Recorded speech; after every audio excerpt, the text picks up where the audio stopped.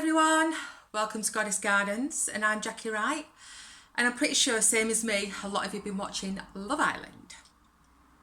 Well, I did switch off for a bit when Molly-Mae went in and she said she was a social influencer, and I just thought, get a proper job, love. So I did switch off for a few days, I must admit, but then, you know, it got the better of me and I started watching it again, right up until that massive row with Anna and Jordan. And the whole villa got involved, and I thought, nah, not having it. It's too staged for me, that, too staged. So I stopped after that, and I didn't watch the final or anything.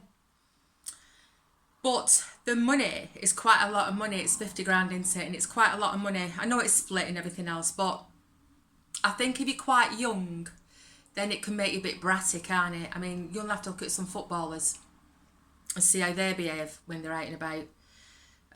Not all of them, obviously, but I used to have a friend who was a bit of a wag, and I'm going back a few years now. She took me out with her a couple of times, and we used to go to this place in Cheshire called Brisingaman's, and it was always on a Sunday night. Sunday nights have always been the best nights out I've ever had have always been on a Sunday night, because I think you have to know where to go on a Sunday night. You can go to a few places and it's dead, but there'll always be one or two that are absolutely buzzing. But at Brisingaman's, it was full of footballers. So they used to have loads of girls used to turn up, obviously, you know, trying to get off with whoever and maybe sell the story. I remember one night there's two identical girls. I don't think they were sisters. When I say identical, I mean dressed identical. A little short mini skirt on and little low cut top and the hair all curled, but they didn't buy a drink all night. They just stood there near the bar, did not buy a drink. And we were in the restaurant having something sweet, because it was a restaurant and a bar, and then there was a club next door. And the manager, I can't remember who we sat with, and the manager came over, chatted to somebody, and they must have said, these two girls, you can spot them a mile off, you can actually spot them a mile off. And he said, don't worry, they won't get in the club next door. But I remember one time, there was two older women who came in. When I say older, I mean mid-30s, because a lot of the girls who went were only young, you know, 18, 19, 20. So they stood out a little bit because they were a little bit older. And there'd been this table full of footballers, and one had come over and obviously knew my friend and her friend who I'm sat with, and said, are you joining us later for some pink champagne and stuff? And my friend went, no, but thanks very much. And I looked at her and went, you what? She went, no. She said, these two women I've never seen before, something's going to happen, we'll just sit back and watch. And she were right. And what they'd done, they were prancing up and down past this table, flicking their hair, smiling. And anyway, they got what they wanted. They were asked to join the table. One was a lot more forward than the other. The other one held back a bit, but one was going for it. So she had this dress on and she was sat on somebody's knee. And she gets her phone out and she puts it in between her legs, takes a photograph, shows it round, you know, and that rate, they're all laughing. I think whoever was single was obviously onto a winner. So, but it were entertainment to us, because I've never seen anything like it.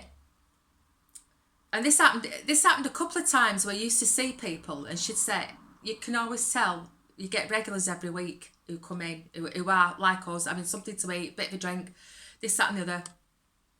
But you do get your people who are coming in specifically just to get a footballer and sell the story or whatever. So, and they were nothing but nice to me, absolutely nothing but nice, lovely lads. I couldn't tell you who they played for, any of that, I haven't got a clue. Anyway, one Sunday night, I've gone out with a different friend, and we'd gone to Manchester, and we ended up in the living room on Deansgate. And it was packed, absolutely packed. And most of it were fellas, and I thought, what's going on? Then I saw my wag friend, and I thought, the footballers. So she come over, she said, it's Blackburn Rovers. So I went, right. I said, okay. I said, well, we're going in for something to eat, so I'll probably see you in a bit. So we went in the little bit of a restaurant, sat down, and two of them came and sat behind us. They were only young. They were only, I don't know, 19, 20, 21.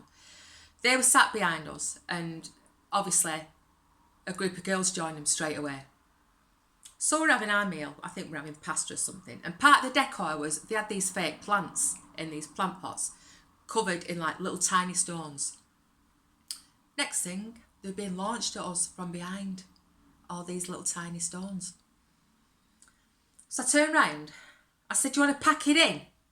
And one of them, it was obviously doing it. It's going, it's not me, it's not me. I said, what would your mother say if she knew what you were doing? Behaving like an idiot, what do you think you're doing? Pack it in. So, right, yes, sorry. And these girls were absolutely laughing their head off. Anyway, we carried on, stopped for a minute or two, then it started again. And one of the stones went in my friend's meal in a pasta. I went, right, that's it. Got the manager over. So I said, I want to make a complaint. I said, we've told them to stop and they've carried on. And I knew what she was going to say, and she didn't disappoint. She said, yeah, but you know who it is? I said, I know perfectly well who it is. I said, but our money is the same as his, and we've paid for a meal, and I am not putting up with that. I don't care if it's David Beckham.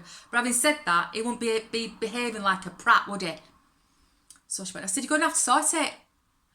Anyway, she went over and had a word. I thought, don't give me that. Do you know who it is? Does that mean, he's allowed to do stuff like that, be a total idiot with other people? Anyway, she said something. And next thing, he'd come round with his friend and said, the girls had gone, and said, I'm really, really sorry, can I get you a drink? I said, yeah, you can. I said, I'll have white wine and she's on coke because she's driving, thank you. So they were sat there chatting for a bit, and then my wag friend saw them and us chatting with them, so she came over with her friend, which was fine. We're all chatting, and then me and my friend had to go and left them all to it. But then when I was telling this story the next day, people were saying, oh, why didn't you ask for champagne? Because I weren't drinking champagne. I'm not going to take the mick. I was drinking white wine. My friend was on coke. Let's not be a total idiot and show yourself up. So I had white wine and she had coke. But yeah, it's perfectly fine after. But the point is, because they've got so much money, they think they can act like total idiots. And part of the problem is, the managers of these places probably allow them to some extent because they're spending a lot of money. Not the girls, obviously. They're not going to spend a penny. They'll be drinking water if they have to. They've not gone in to spend money.